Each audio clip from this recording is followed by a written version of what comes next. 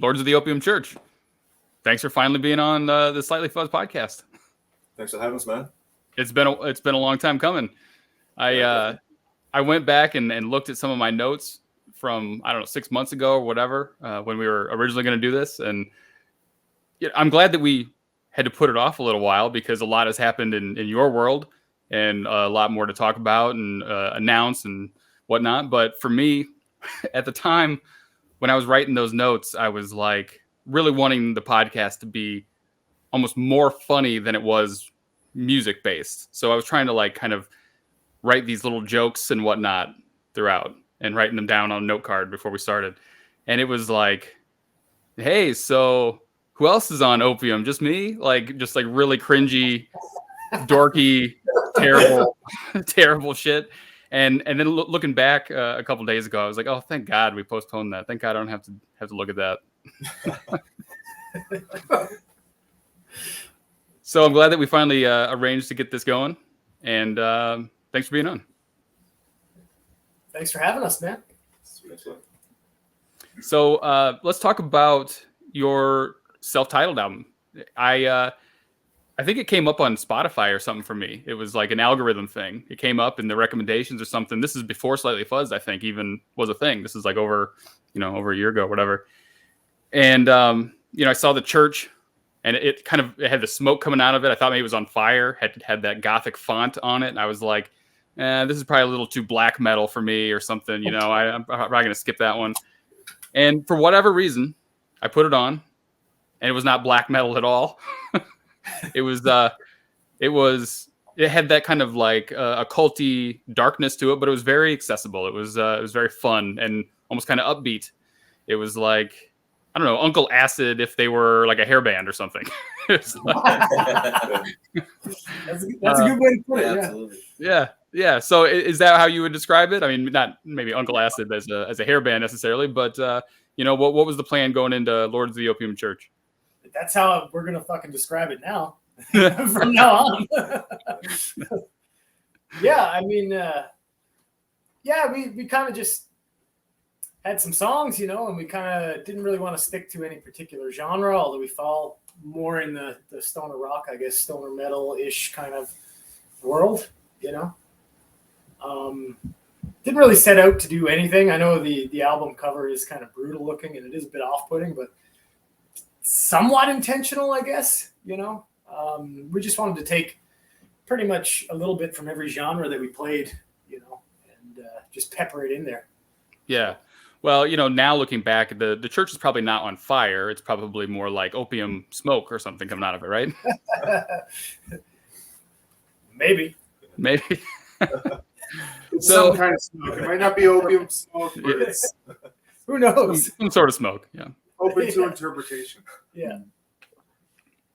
So I don't always ask like what people's influences are. I just feel like it's kind of a, maybe too common of question for podcasts and whatnot. But you do have this sound that kind of intertwines a lot of things, dark, light, upbeat, whatever. So, what are some of the influences that went into making this band what it is and finding that sound that you have?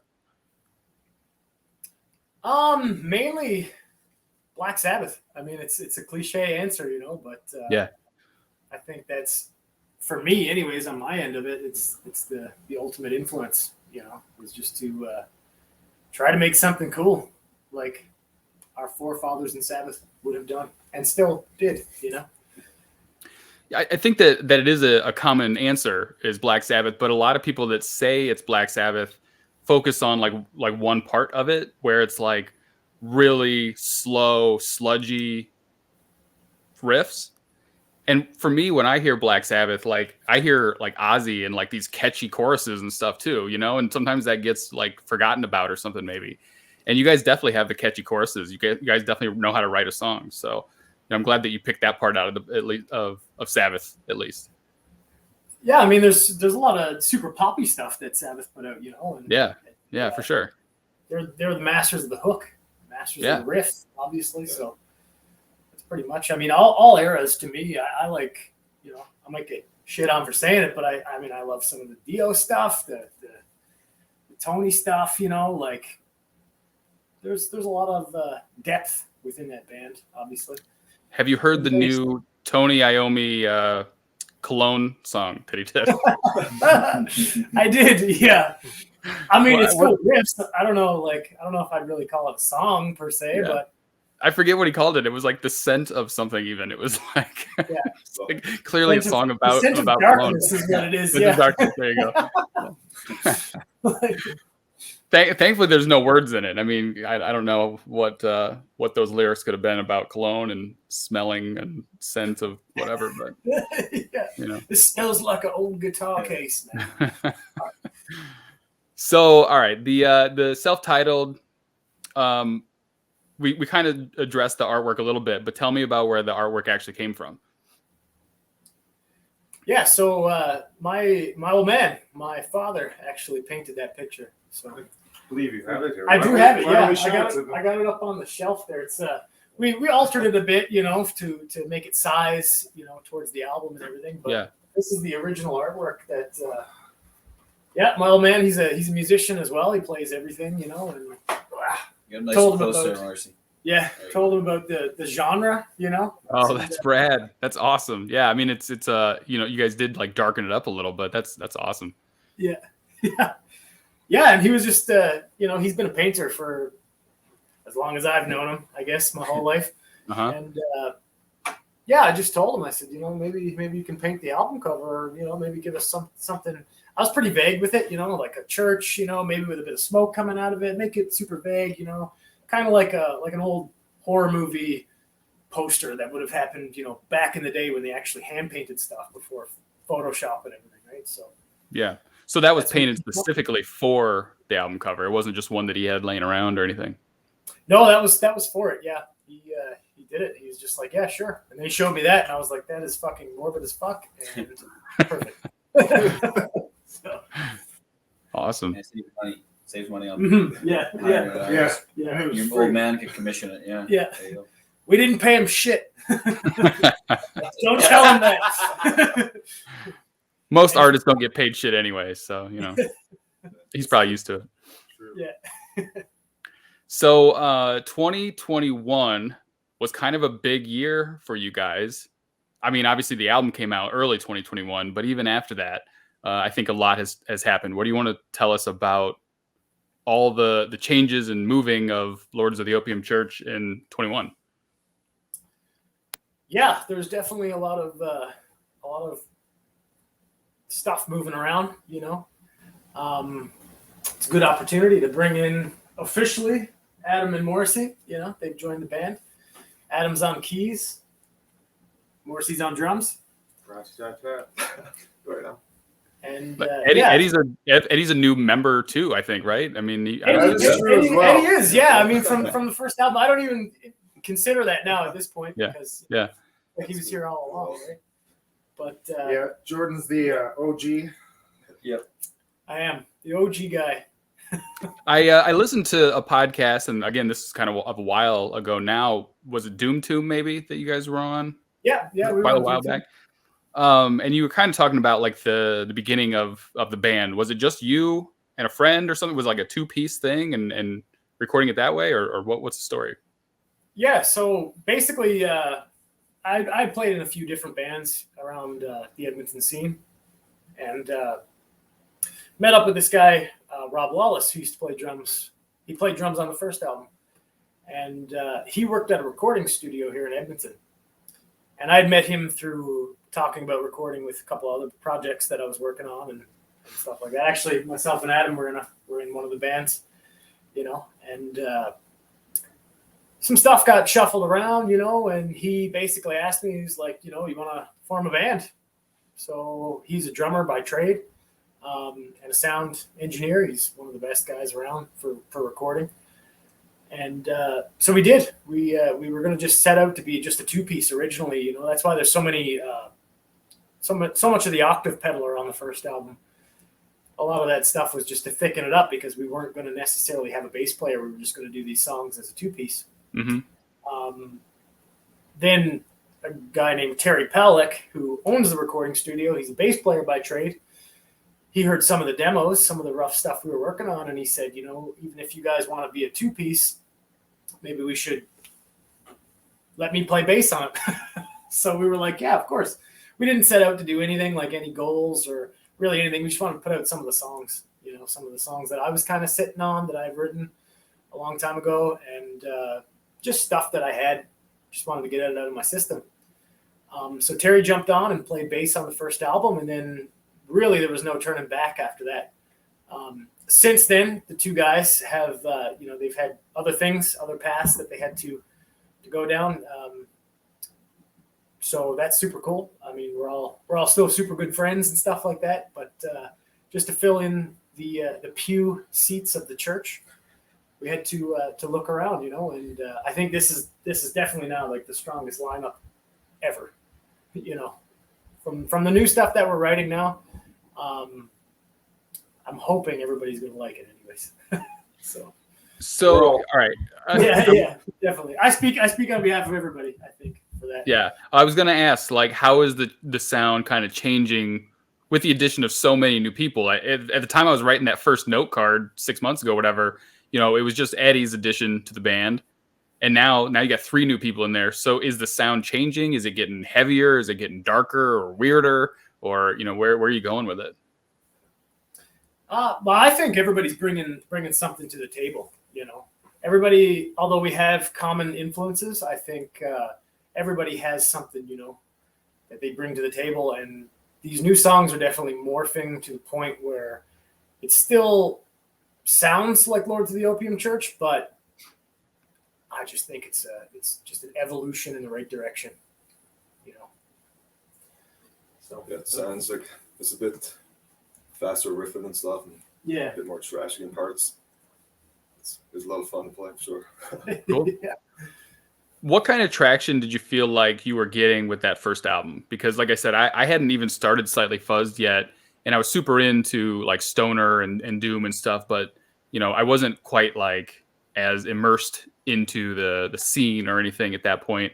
And I found it, or it found me rather, maybe with Spotify and whatnot. But I mean, did you feel like it was just some hobby project that like kind of blew up in front of you and unexpectedly, or was it like, were you surprised by the reception? I mean, it obviously morphed into other things that we're going to talk about in a little bit. So, what kind of like vibe did you get from putting that first album out? Yeah, basically it seemed like a surprise. I mean, Yeah. we didn't have any goals or really anything. We just wanted to put out something that I know this also sounds cliche, but we just wanted to put something out that we wanted to listen to, and Right. Yeah. and just get it out of our system. And so we had the album, we tweaked it quite a bit. There was a few times since Terry owned the studio and everything, we were in there all the time, and we were changing versions of the songs, and we were writing new stuff. And we were our own producers, obviously, and just constantly tweaking the songs. We didn't have any deadlines or anything that we were trying to meet, or really no expectations at all. When we put out the album, we were talking with Chris from Doom Tomb, Mm-hmm. and sent him one of the songs before the album came out, and he really enjoyed it. And he's kind of the one who I got to give him credit, because he's kind of the one that sparked everything. He told us about the Doom charts, and he said, you guys should really look into sending some stuff off or really promoting this around, because we didn't really do a whole lot. We shot a music video, but it was mostly just because it was like a bucket list thing. We just wanted to do it. But yeah, we put that out, got in touch with some people from the Doom charts and everything. We ended up placing number 11 on that month, which was like absolutely, like, I was blown away. I didn't even think, Awesome, yeah. It was crazy. The bands that were, next to us on that list are, like, in my opinion, just fucking miles ahead. Those guys are amazing, right? Yeah, yeah. But yeah, super, super honored just to be on that list. And then from that, a lot of things have kind of went in the right direction, and we're working with a lot of cool people right now. So Yeah. I mean, I don't exactly still quite understand how the Doom charts work. I think they're pretty complicated. There's a lot of people that have involvement in it. But like, you see some months where it's like people recording solo projects in their bedrooms can make it. But also like you see like Monolord or something on there, and you're like, this is rad, because, it's really like such a real way to get the whole community kind of to get their buy-in and go like, this is what we're listening to. I don't care if it was one person or 5 guys, a big label, no label at all, bedroom, recording studio, doesn't matter. Like, everyone has their say and they say what they like. And I think it's a pretty accurate way of, what people are digging, at least. Yeah. I mean, it was super flattering just to be on that list, we never thought we would ever really do anything like that, Yeah. So, but yeah, I think there's a panel of, I guess, judges or people who listen to it, and then they give it kind of a score, and then depending on what all their score adds up to, I guess is where you kind of place on it. Yeah, I see a lot of people say in like their profiles that like they're like a Doom Charts contributor or something like that. So they must have a lot of people's influence on the chart at least. But yeah. So it was interesting. 20. All right, still in 21. How did you get involved with? Well, I'll let you take it. I'll let you guys talk about it. The next step for Lords of the Opium Church. Anything you want to announce there for your next release? Who you're working with, or who found you, and anything like that? Absolutely. So after the whole Doom chart thing, we were just kind of buzzing on the fact that we were even acknowledged. I got a message from Mr. Blasko. For those of you who don't know, he's currently Ozzy Osbourne's bass player. He's worked with Rob Zombie. He was in Cryptic Slaughter back in the day, Yeah. He shot us a message over Instagram and basically just said, what's your label situation? And of course I choked on my coffee or whatever it was that I was fucking drinking at the time. And there is none, like. Did you feel like you might want to like lie and be like, well, we're shopping around. We got these, Yeah, we just talked with Sony and There's some heat on us. yeah, I think Death Row Records was interested in us. Yeah, absolutely not. Like, I was just like, hey, wow, what's up, man? Kind of a thing. And he has a podcast called Volume Forever. Yeah. And he ended up putting a couple songs there from our first album there on that. So once again, super flattered. Ended up having a Zoom meeting with him, and he explained basically he signs bands. He's working with Ripple Records, who we're working with now. So because of that, he took us on. He's going to be executive producer on our second album that we're currently writing. And it's been a fucking blast so far. That's so awesome. I mean, I've had a few bands on here that have been, well, either signed by Ripple just in general, or like, specifically by Blasko. And it's just it's so insane. I was just reading like more about him earlier today, and it was like, yeah, he was in this band. Yeah, he played with, Rob Zombie and then Ozzy, and he did like a stint with like Danzig. I think Danzig. I think as well, but it was so brief. I don't even think he counts that. But Yeah. Okay. Yeah, but like just huge. I mean, I remember his name coming up when I was younger with Rob Zombie a lot. I knew that, but like now to be in like this stoner scene and see his involvement with Ripple and all these bands, I mean, that's just nuts to get a message directly from him. And I mean, he's only selected like 5 bands or something at this point to be like, one of those bands. Crazy. I know. Yeah, it's still awesome. like fucking mind-boggling, Yeah. But I mean, he was super chill. We had a Zoom meeting with him, and organized that. And I mean, I was fangirling out, trying not to show it, like too much, but trying to keep it somewhat professional. But I mean, you can't take anything serious, especially in the music business. So too serious anyways. But we had a chat, and he's super down to earth, and he basically told us what he does and how he contributes with Ripple and how he selects bands. And basically he sees us as a potential force, I guess, in this kind of genre. And which, once again, we're super flattered and honored to even be in that sort of mindset. And we're just hoping it all works out, man. Yeah. I wonder what his like selection process is. There's obviously a lot of bands to choose from in stoner and doom and everything else that Ripple could obviously have their pick of any one of those genres and bands. What was it about High Desert Queen or yourselves or whatever that he wants to like take and like nurture and grow into, you know, this big force to be reckoned with? Like, did he give you any kind of insight to like what his thinking was, like what he saw in you already, or what he wants to take it to later, or anything like that? Yeah, basically he said that, you know, he picks bands that he thinks could be really good, you know, and he made sure to say, not that I don't think you're good already, but he just said, you know, with some guidance, you know, that we could develop into something a little better, you know, and kind of refine that sound. So, I mean, the guy knows what he's talking about for sure. Yeah. So. Yeah.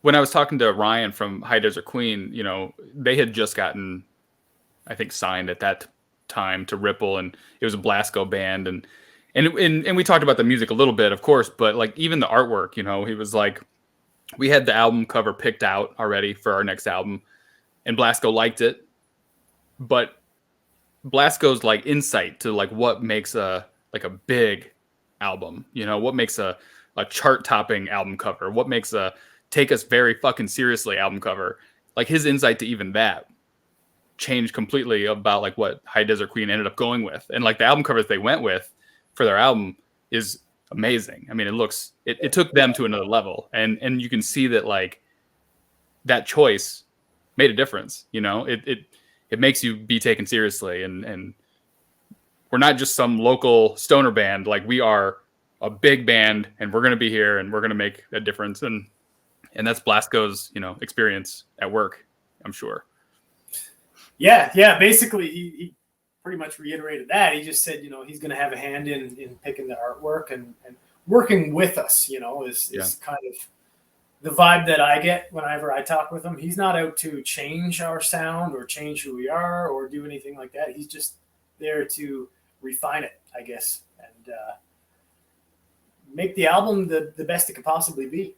You know? How often do you have to check in with him? Do you send him stuff you're working on? Do you send him demos and whatnot? And yeah, so we've been sending him demos, you know, as they come. We usually just record like a rough version of something, you know, and that's still relatively audible, I guess, you know, and he comes back with some pointers, you know. There's been a couple songs where he said, you know, like, that's pretty much good, you know, but then there's been a few other ones where, you know, he's had some really good suggestions and stuff that, you know, us as musicians individually, I don't think we really would have thought of, you know. Well, sometimes it takes someone else's perspective on the outside to you know, see how it could be better. Yeah, that outside voice, you know, like really makes the difference with a lot of it. There's stuff there, you know, like we're writing a couple songs and then the song just kind of tapers off in an ending, and then, you know, we send that off in an email, and then he comes back and he says, well, how about throwing in another chorus?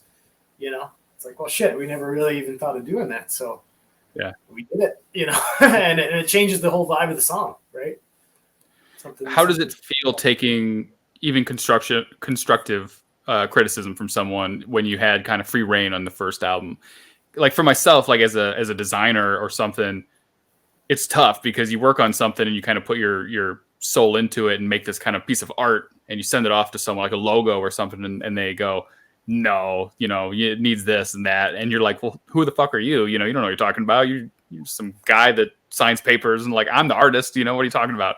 So it's hard not to take it serious, like personal, even though that's the job. I mean, that's part of the job is getting criticism from everyone, and you just have to accept it and get over it. But I don't think you ever really quite get used to it. Like, is it difficult to get an outside opinion on this stuff when you kind of had free reign on the first album? I mean, I don't think so at this point, because like, and this is a conversation that we had with Blasko, is like, everybody has their whole lives to write their first album, you know? Yeah. There's no time limit or anything on it, you know? But then between your first album, your second album, or your second album, your third album, I mean, now there's sort of an expectation potentially, and you know, people, whoever might have listened to it might be already expecting something, you know? Mm-hmm. So there's definitely that, but yeah, I don't know. Obviously he has the credentials to, you know, you need to listen to him, or you want to even listen to him. Yeah. But it doesn't always make it easier. You have a thing in your head, and when someone comes in and goes, actually, I think you should do it like this. Sometimes it's tricky. Yeah, well, I mean, I think everything that we view from Blasko's opinions is more of a challenge, right? Like if he says, if he suggests, maybe putting some sort of melody over this guitar part. Well, for me as the guitar player, I've never tried to sing over this riff, so now I've got a personal challenge to be like, oh shit, well, maybe I got to really learn how to do this and sing something over it, and then that just changes the whole attitude of it. But I think within the band too, I mean, we're always challenging each other, I think and there's no like sort of set rules. There's never going to be a situation where say I'm going to walk in a jam room and be like, I've written this song and this is exactly how it's going to go. And this is exactly the parts. And that's it. Everything is just a rough mold, and I think that's how some of the best stuff is written, is just like on the spot. We were jamming the other night and we're just messing around with random riffs, and then shit just happens, and it's like, oh shit, well maybe that's something that should be on the next record or the following record, So we're always challenging each other's input, in a healthy way, I think. So 21 was obviously another year of quarantine and COVID and whatnot. Did you play a lot of shows? I don't know that I really saw one way or another if you played a lot of shows after the album came out. No, we haven't actually. We haven't even prioritized that because so many things are getting canceled and then rescheduled and this and that. It's just like we're just going to focus on writing a second album, writing the material, best one that we can, and the best one that we possibly can. Mm-hmm. And when the time comes when we can get out and start playing and hitting some stages and coming down your way and all that, yeah, we'll have a catalog of songs that hopefully people like. Right on. So speaking of Blasko, I guess, and playing with Ozzy, you told me that you once made Ozzy laugh. Tell me that story. I did.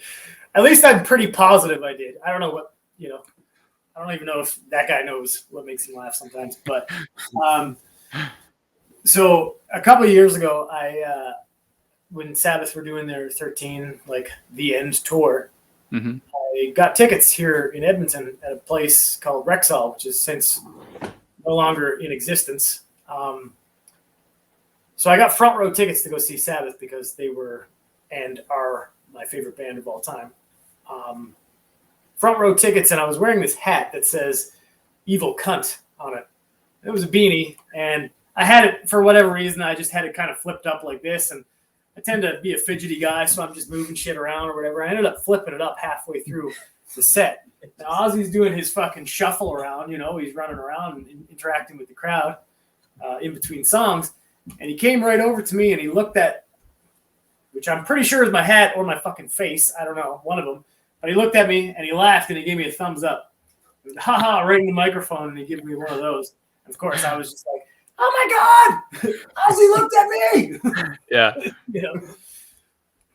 So. There was a time I was in high school. We went and saw Aerosmith and Kiss. They were playing together in the Quad Cities where I'm from.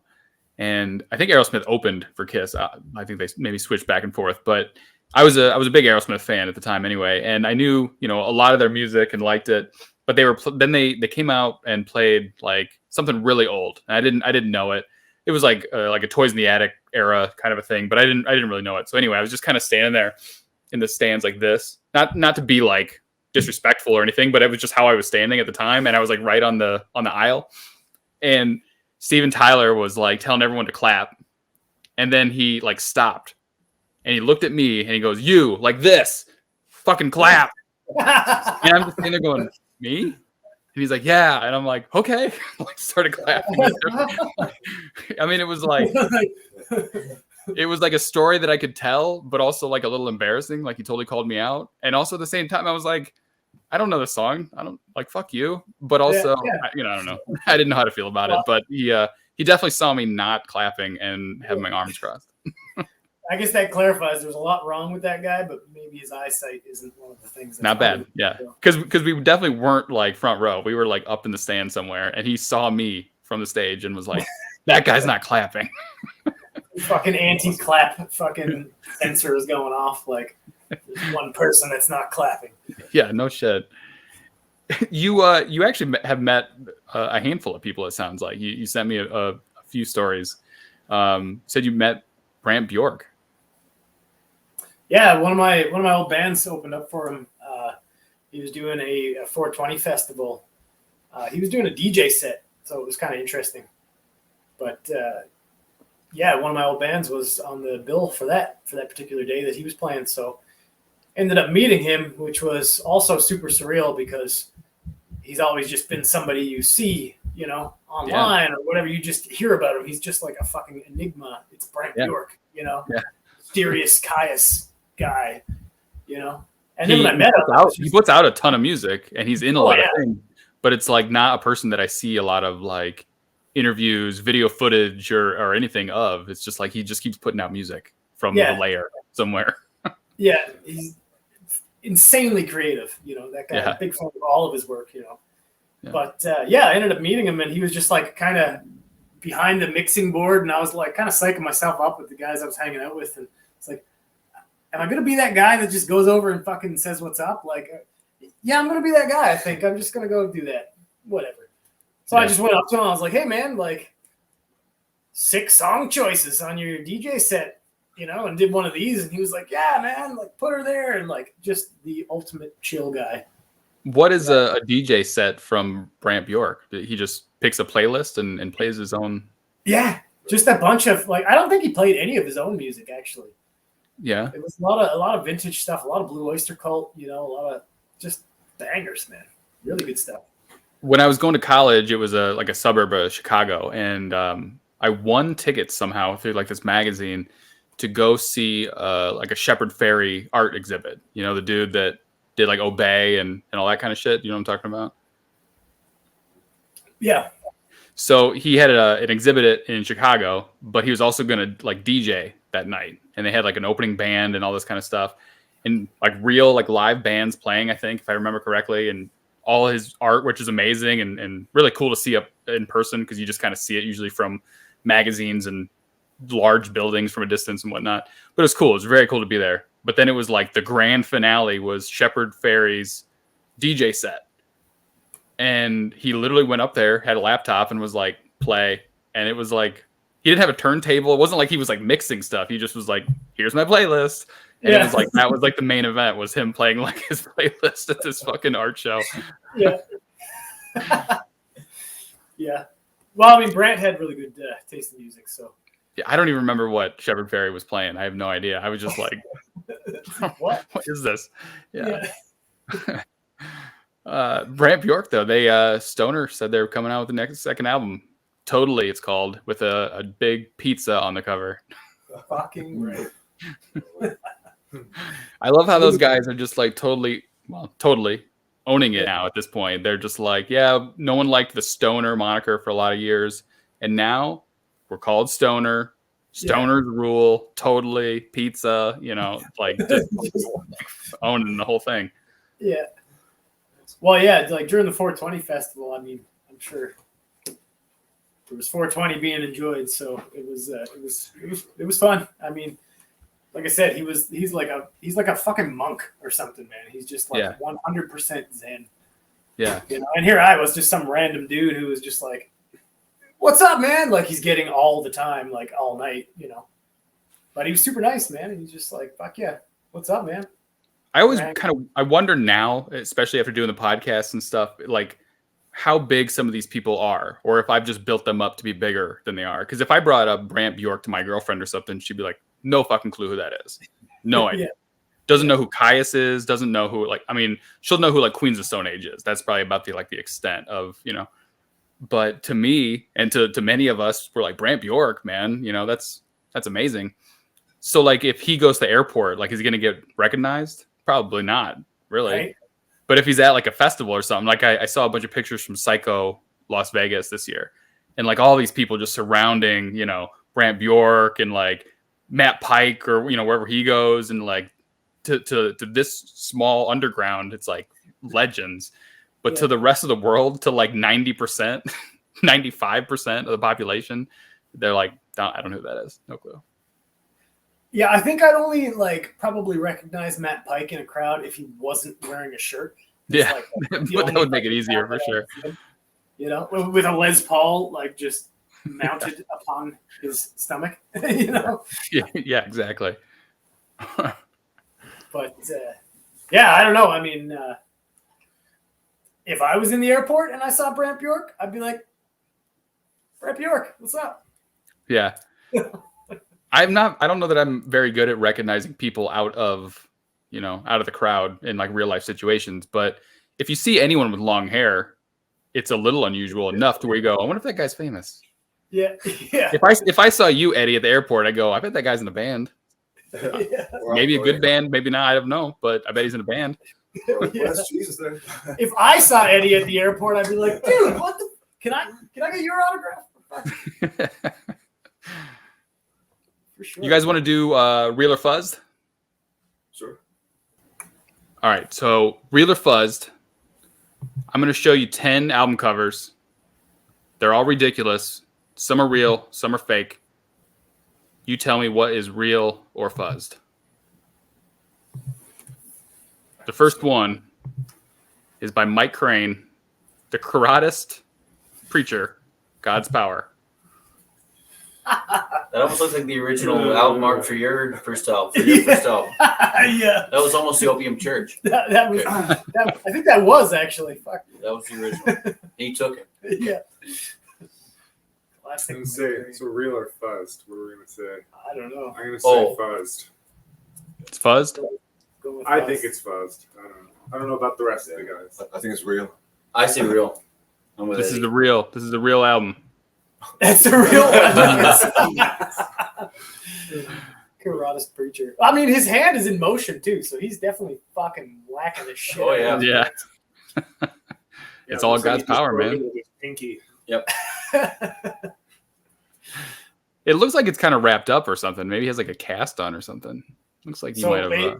The real question is, who wants to punch bricks for our next album cover?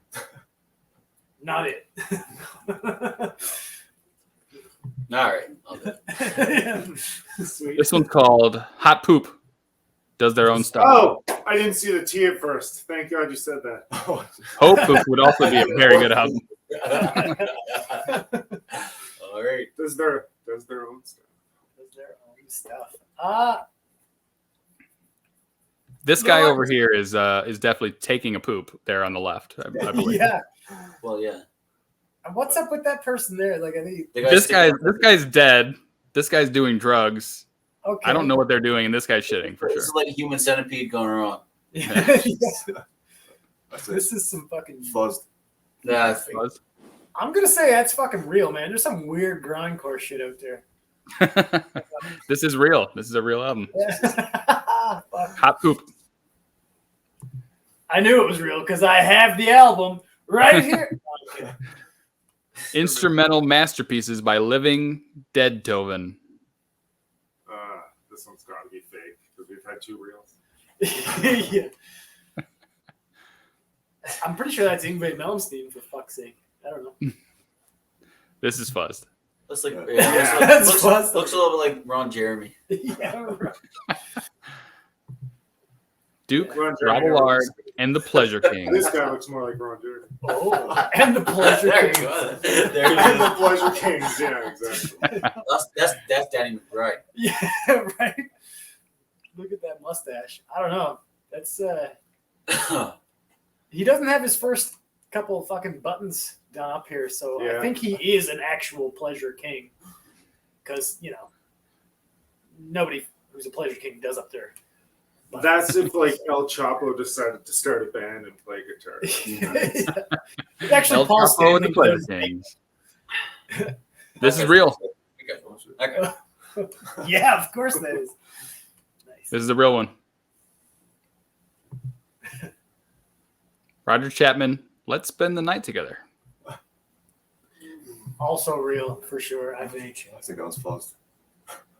It's It's creepy. I don't want to admit that I think it's real, but Yeah, I I'm saying think fake.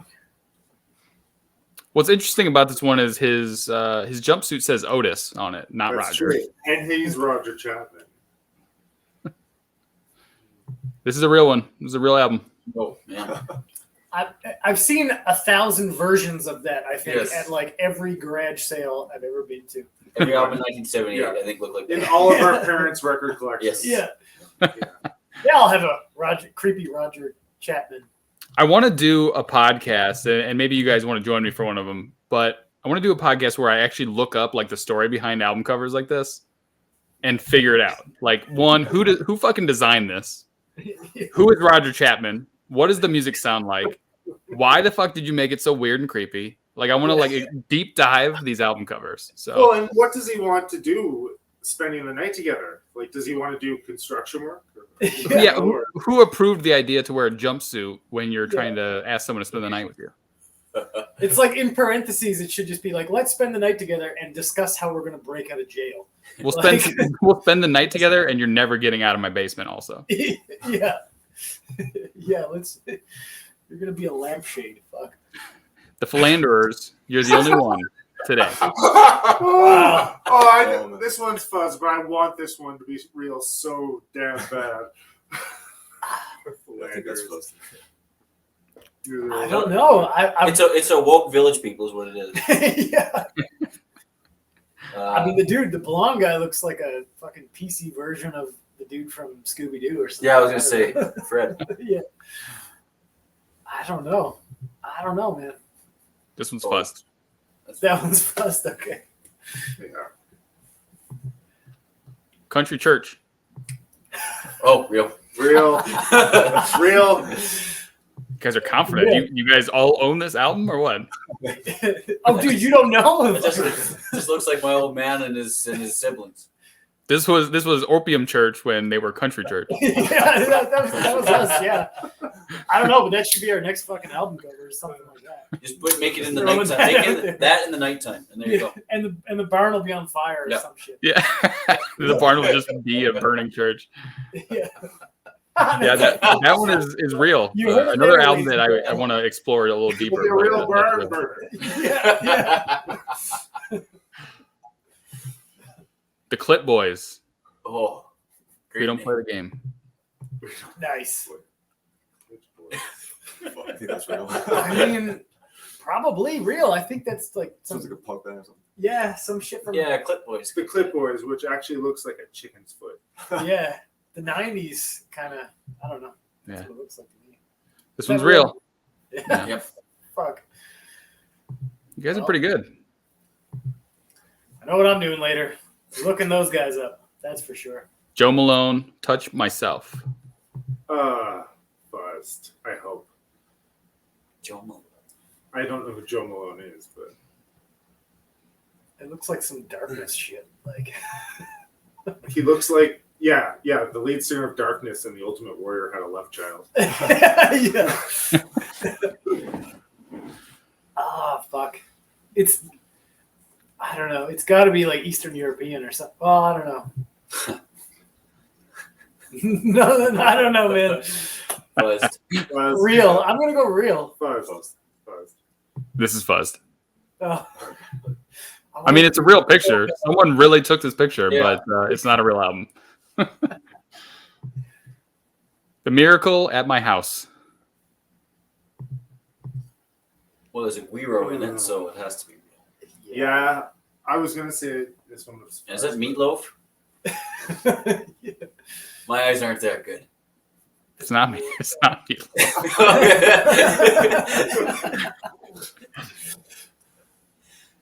I don't know, man. I'm gonna say real. Real. It's creepy Yeah. as fuck, though. That's real. Yeah. It's real. Yeah. But what does it sound like? I don't know. The miracle. Listen, I think I'm on to something with this podcast of, like, dedicated to these album covers. I need to know more, and I need to know what it sounds like. I need to know why they exist. I need to know who designed them. Branch off, right? Like keep this podcast, but branch off with a sub podcast of just albums. Yeah, I think I'm going to. I think I have to. I don't know how much I can dig up on some of these things, but every time I do Real or Fuzz with someone, they're like, "What does it sound like? Why? Why does it exist? Who are these people?" You know, Well, where do you find them from? That's what I want to know. my search history is so weird. Like, not only the album covers, but I did like a segment like shitting, fucking, or playing, and like trying to look up people like getting photos of themselves shitting or fucking, and just I have this like I've reached this other level of the internet that most people don't get to. I think. See, you've gone like way past the dark web then. Yeah. It's not even the dark web anymore. Yeah, there's dark web, and then there's the fucking outer reaches of weird fucking album covers.